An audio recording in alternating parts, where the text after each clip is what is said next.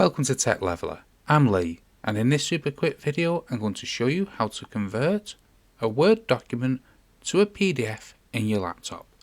Now this will work on Windows, a Mac, even your mobile, as long as you have Word on any of them devices.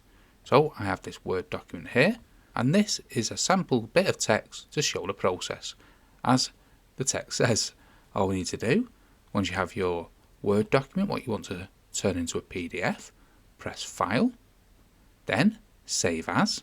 All you need to do first, let's name it Sample PDF. Drop this drop down box here and find PDF. Here it is. Select it. Then we want to select the location here on the left, so we'll browse.